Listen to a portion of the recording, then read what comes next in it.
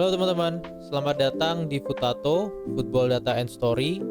Kali ini kita ketemu bukan di Weekly Match Review ya. Kita ketemu di konten baru, namanya adalah Weekly Football News. Jadi di konten ini aku akan ngebagiin berita, fakta dan opini tentunya 5 berita pilihan yang menurutku menarik dan teman-teman itu kayaknya perlu tahu berita-berita yang seru dan menarik lah soal sepak bola seminggu ke belakang. Kenapa di weekend? Karena weekend itu waktunya bersantai kan, jadi nggak usah yang berat-berat lah. Yang penting ada info-info yang kita semua bisa tahu gitu, yang teman-teman bisa tahu. Oke, langsung aja kita ke berita pertama, yaitu datang dari AFCON. Senegal menjuarai AFCON 2025. Turnamen 2 tahunan ini berhasil dimenangkan dengan final yang menurutku itu sangat dramatis ya. Jadi Senegal itu memenangkan pertandingan AFCON diwarnai sama drama-drama non teknis, kayak misalkan pemain itu mogok main ngelanjutin pertandingan, terus ada beberapa keputusan wasit yang kontroversial sampai rebutan handuk yang katanya itu ada voodoo kayak black magicnya gitu biar bisa mempengaruhi jalannya pertandingan sepak bola. Nah, dimulai dari keputusan wasit itu ada beberapa yang kontroversial seperti gol Ismail Assar yang dianulir sama VAR karena dianggap adanya pelanggaran ke Achraf Hakimi. Nggak sampai situ aja, ternyata kontroversi itu berlanjut ke sebuah penalti yang diberikan oleh wasit ke Brahim Diaz. Malik Diouf, pemain Senegal, itu dianggap melakukan pelanggaran di dalam kotak. Nah, kalau dari tayangan ulang itu beberapa orang tuh menganggap ya kalau kontaknya itu tergolong minim. Jadi banyak asumsi kalau ini tuh penalti bayaran gitu, sengaja diciptain buat ngasih kesempatan biar Maroko bisa juara. Soalnya kan finalnya di Maroko dan Maroko pun sampai final. Akibat dari keputusan ini, ternyata beberapa pemain Senegal atau mungkin hampir semuanya yaitu melakukan mogok main. Jadi mereka itu sama pelatihnya disuruh untuk masuk ke ruang ganti. Istilahnya walk out lah di akhir-akhir pertandingan. Hampir semua pemain mengikuti instruksi, tapi untungnya ada satu pemain yang masih stand up di lapangan, yaitu Sadio Mane. Ex pemain Liverpool ini, dia itu nggak ikutan masuk ke ruang ganti dan akhirnya berhasil membujuk rekan-rekannya untuk melanjutkan pertandingan. Bahkan ada beberapa yang udah masuk ruang ganti itu sempat bikin instastory. Setelah 11 pemain Senegal itu berhasil dibujuk sama Sadio Mane, akhirnya pertandingan kan dilangsungkan nih. Penalti tetap harus dilakukan. Nah, ajaibnya penalti Brahim Diaz itu gagal karena tendangan Panenka-nya itu berhasil dibaca sama Edouard Mendy. Bisa-bisanya nih si Brahim Diaz malah ngelakuin tendangan Panenka. Kan dia bukan Zidane ya yang ngelakuin tendangan Panenka di penalti. Harusnya ya tendangan yang kenceng aja yang penting masuk gitu. Kemudian laga memasuki babak extra time dan di menit-menit awal pemain Senegal yang bernama Pape Gueye berhasil mencetak gol kemenangan Senegal. Senegal akhirnya menjuarai AFCON dengan skor 1-0.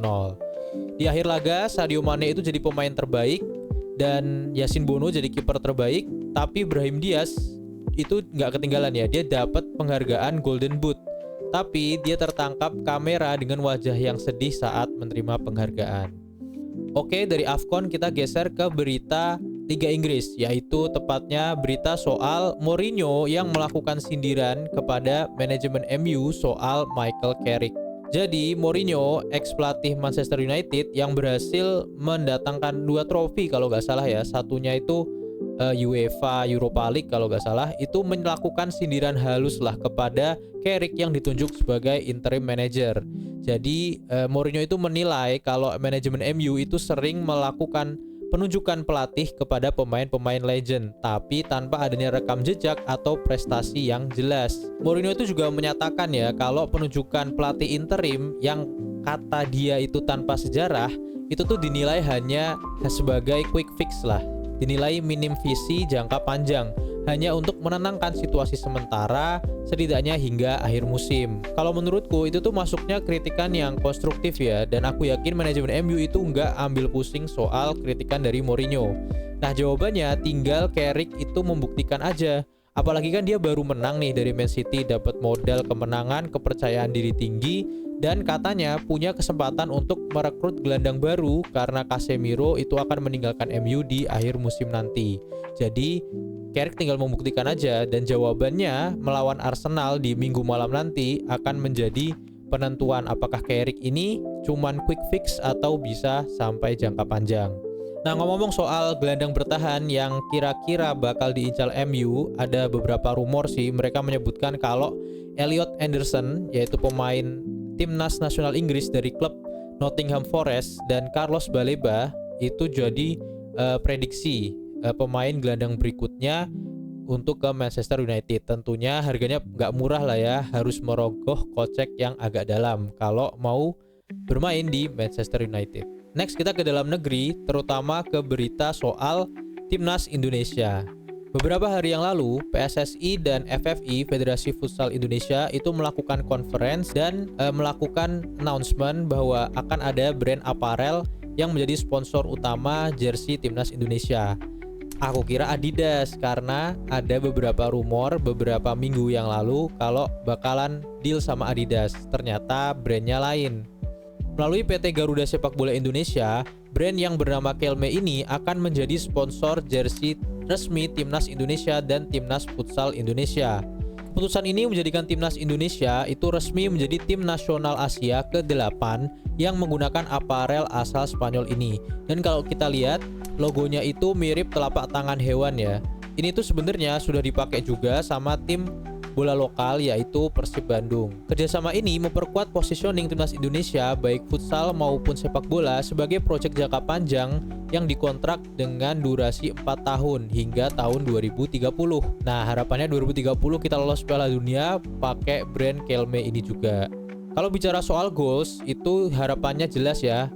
Dengan penunjukan brand apparel Kelme dari Spanyol juga, itu bakal ada peningkatan kualitas jersey pertandingan, training kit, sampai merchandise supporter yang fokus pada fungsionalitas, kenyamanan, dan standar kompetisi profesional. Oh ya, BTW, kemarin aku sempet cek kalau ternyata di e-commerce itu Erswo kan brand sebelumnya itu melakukan diskon besar-besaran hampir 50-60% lah. Coba kalian cek aja. Nah, lanjut, CEO Kelme yaitu Kelvin Wijaya itu menegaskan ya kalau Kelme itu menjanjikan kualitas jersey dengan standar internasional tapi tetap dengan harga terjangkau. Nah, menurutku ini tuh statement yang penting ya, karena selama ini kan dari dulu kita pakai Nike, pakai Adidas, harga jersey itu sering jadi isu sensitif kan di sepak bola Indonesia. Gampangnya di harga jual lah. Makanya Adidas sama Nike nggak balik lagi ke sini, mungkin karena kebanyakan dibajak KW-nya itu dulu tapi kan.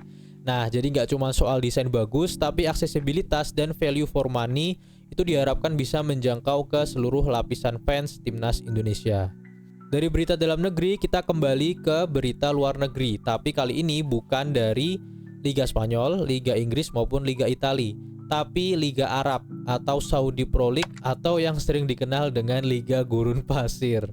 Jadi Saudi Pro League selaku penyelenggara liga kasta tertinggi di Arab itu memberikan sinyal ya bahwa mereka akan merekrut 50 pemain bintang baru.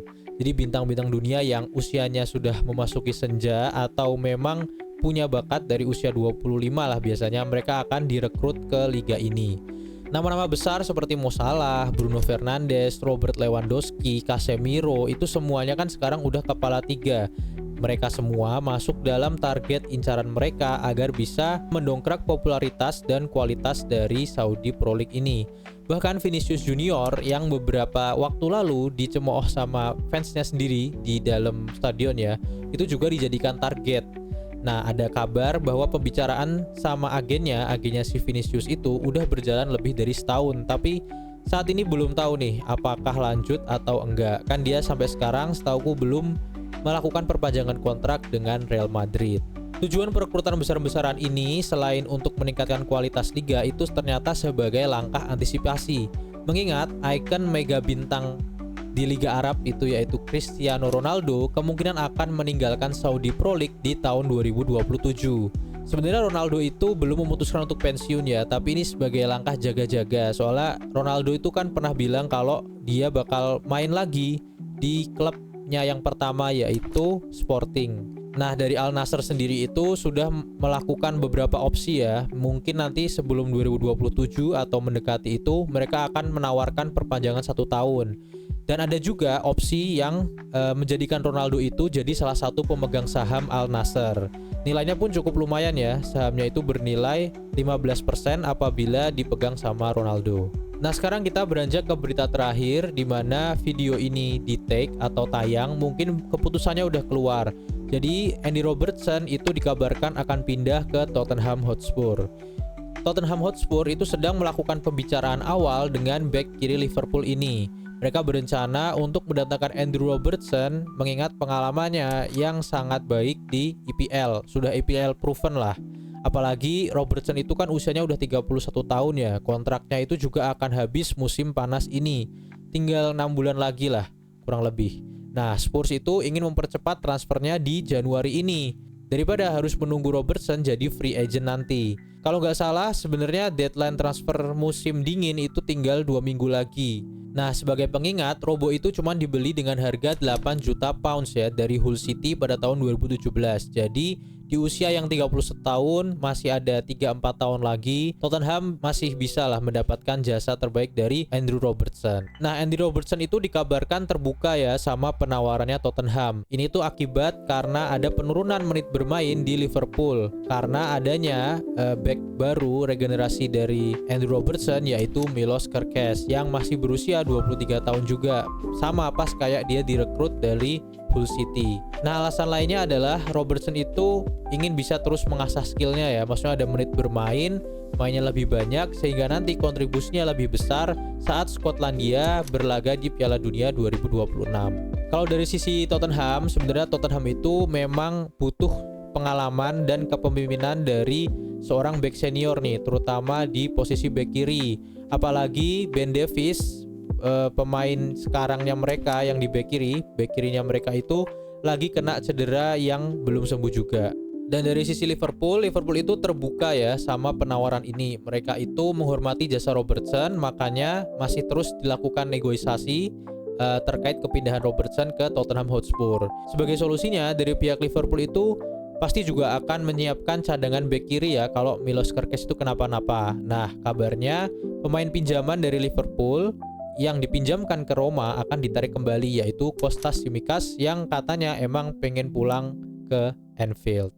Oke, sekian dulu teman-teman 5 berita terkait sepak bola yang menurutku menarik untuk dibagikan di minggu ini.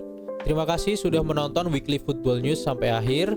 Di minggu depan kita akan ketemu dengan berita-berita menarik lain. Apalagi kan kalau nggak salah sebentar lagi 1 minggu atau 2 minggu lagi lah transfer musim dingin akan segera ditutup. Nanti kita akan bakal dapat info-info terbaru soal transfer pemain. Oke teman-teman, jangan lupa untuk like, share, dan subscribe kalau emang suka. Sampai ketemu lagi di Weekly Football News di minggu depan.